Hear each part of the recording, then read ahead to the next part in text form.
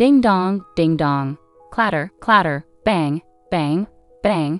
Are you kidding me? Let me in right now. Do you want everyone to see me causing a scene here? Is this how you treat your husband who's been working on Christmas and comes home to this mess? My husband was furious, pounding on the gate of my family's home. Christmas is usually a special time for us, just before the big day. I accidentally found an envelope recently that revealed my husband's betrayals. As a wife and mother, I've been living through miserable and hopeless days since then. He had been working late, he said, but really he was spending our money on his girlfriend. He barely even bought presents for our kids. I couldn't stand it anymore. I opened the door and confronted him in front of my family. And then, what? What's going on? I'm just an ordinary housewife, living with my husband and 2 children. Depending on your values, some people might spend Christmas Eve with a boyfriend or girlfriend and Christmas Day with their family. And that's how it was for me. I have a brother and a sister, and since we were young, if any of us were dating someone, we'd spend Christmas Eve with them. Our family does things a bit differently from others. We don't always celebrate Christmas on the 25th because of our jobs. Both our parents and us have work that keeps us busy even on holidays. So instead, we made our own tradition, celebrating Christmas when we all had time off during the winter break. We'd cook together, enjoy cake, and watch special year-end TV shows. As we grew up and became independent, my brother, sister, and I kept up this tradition in our own ways. A few years ago, I got married and had children of my own. At first, celebrating Christmas Eve with my husband and our child was a joyful time. But over time, our relationship changed from being romantic partners to focusing more on our family as a whole. Christmas Eve started to feel more like a routine than a special occasion. Eventually, we both agreed that our children's happiness was what mattered most at Christmas. Any discussion about what to do on Christmas Eve slowly faded away. So when my husband said, "Sorry, I might be stuck at work overnight on the 24th. The kids celebrate Christmas on the 25th, right? I'll try to be back by then," it felt like a natural progression of how our Christmas traditions had evolved. I wasn't particularly emotional when I realized my husband wouldn't be home for Christmas Eve. It was just another sign of how our relationship had changed over time. Despite this, I still love him deeply and I'm content with our life together. So I focused on preparing for our kids' Christmas alone, considering it another form of happiness. Hey, is this all the money we have for living expenses this month? Did something unusual happen with your paycheck? I hate to sound critical, but expenses always pile up at year-end. I was hoping we could stretch our budget a bit more with Christmas coming up in about a month. I was shocked to see that the money my husband gave for living expenses was significantly less than usual. I quickly pleaded with him. If I could have managed it, I would have done so already. Things are tight on my end too.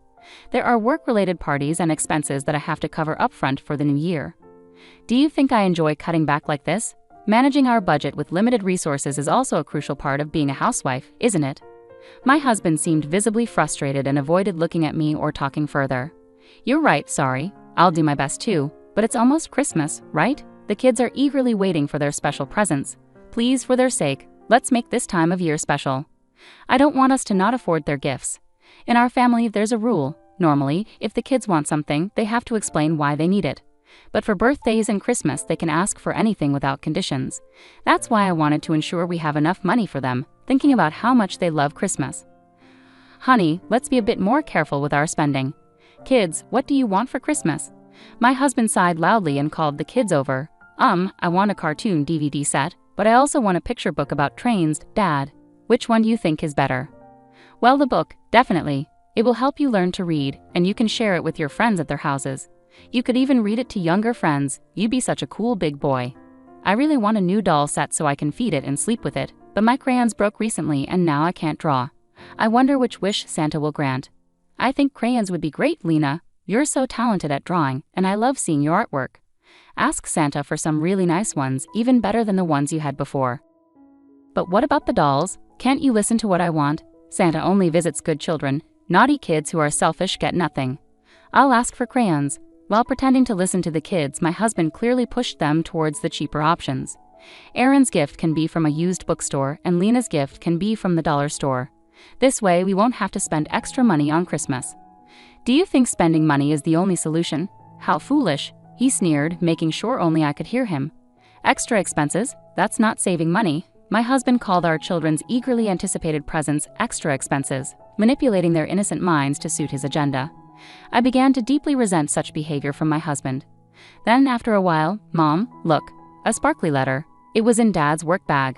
Could it be from Santa? While my husband was in the bath, my daughter had apparently opened his work bag and excitedly showed me the beautifully decorated envelope she found. You shouldn't have taken that without asking. Give it here and I'll put it back, okay? What could it be? I took the envelope from my daughter. Since it hadn't been opened, curiosity got the better of me and I peeked inside. A reservation for a Christmas dinner for 2 at a hotel on the 24th. But he was supposed to be working overnight on the 24th. Several questions raced through my mind. Just then, my husband's phone made a notification sound. Startled, I glanced over at his phone.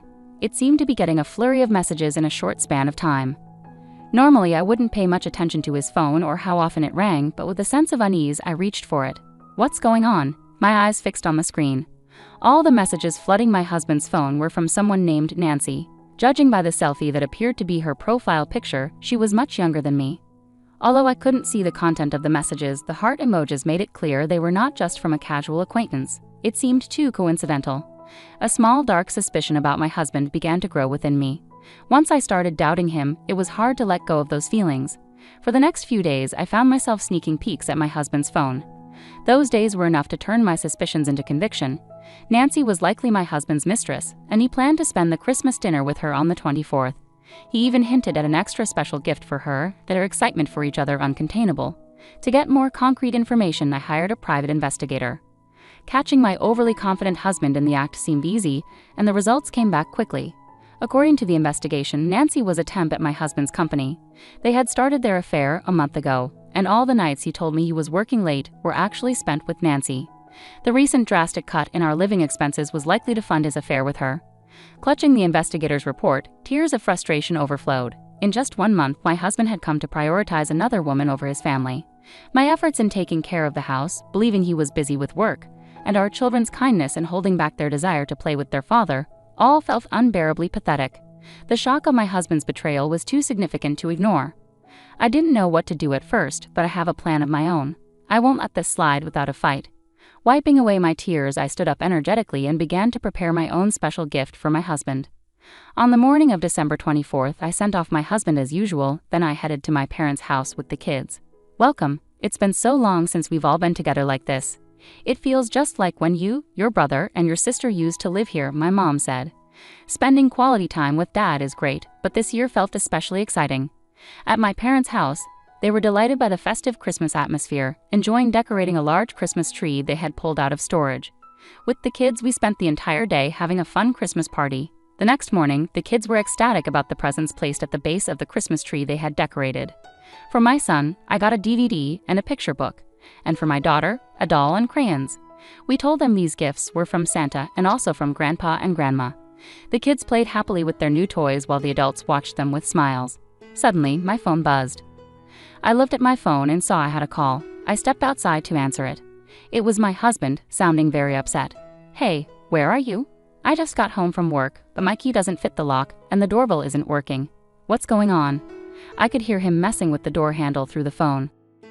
Calm down, you're making a lot of noise. No one is there because we don't live there anymore. We finished moving out yesterday. You were too busy with work to notice, I guess.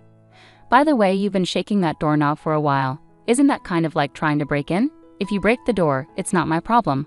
I laughed at him. Even though he was still confused, he realized I had tricked him and started yelling angrily. Don't mess with me, doing all this without telling me. Where did you put my stuff? Bring it back now. All your things were taken by your parents yesterday. They kept apologizing to me, saying how sorry they were for what you did. Make sure to apologize to them when you get back.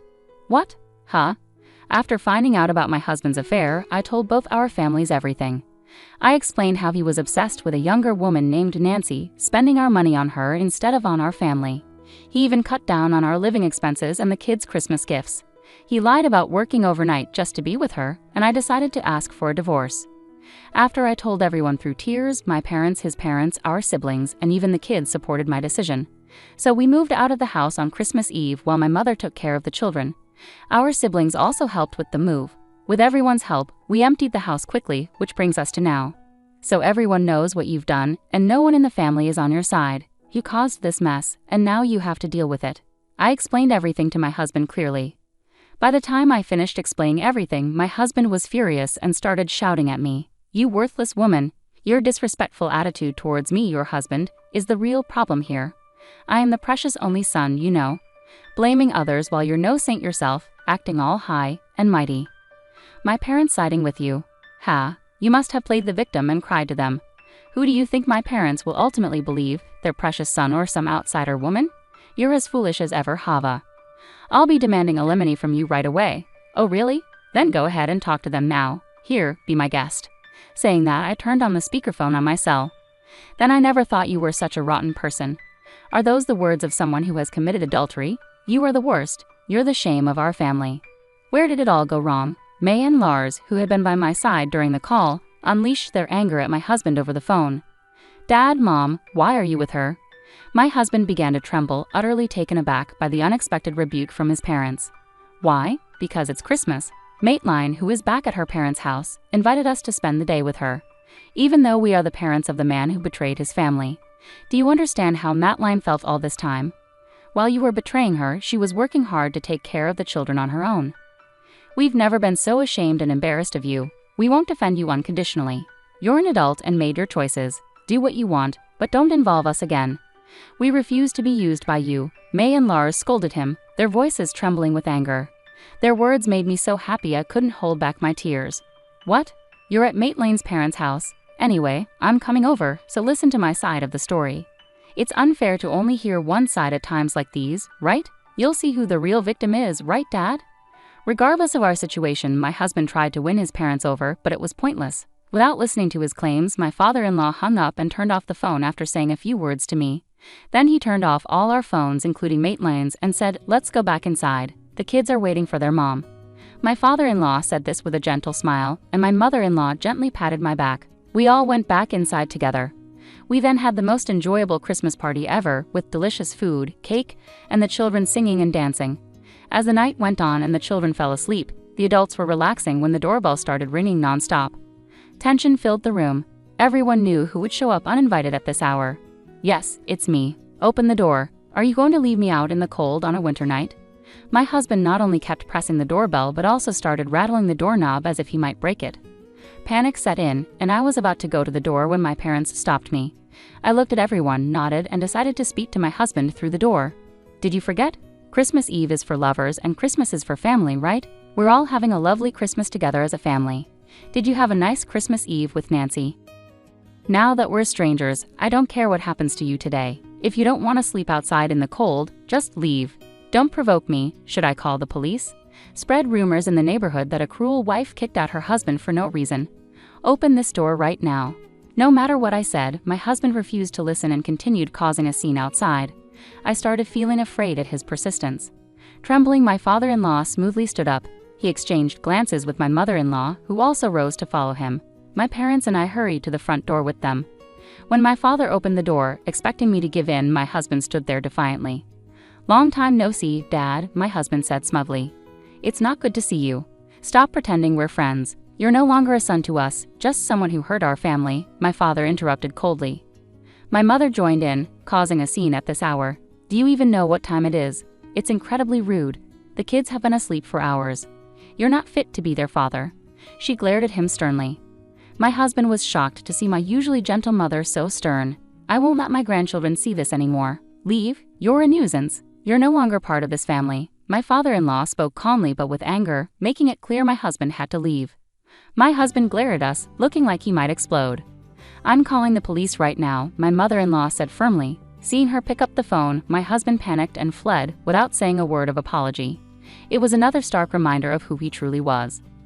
I didn't cry anymore, but I felt an emptiness inside, questioning the purpose of everything I had been through until then. "How about some warm tea, and then you can get some rest?" My mother gently touched my shoulder with a kind smile. Everyone welcomed me back with warmth and understanding. I went to my room, grateful for the unwavering support of my family. Meanwhile, my husband, now without a home, went to his parents' house. They had changed the locks after hearing my side of the story, so he couldn't get in. They turned him away when they returned, unwilling to let a stranger into their home. Left out in the cold, my husband finally realized the gravity of his actions and his parents' words.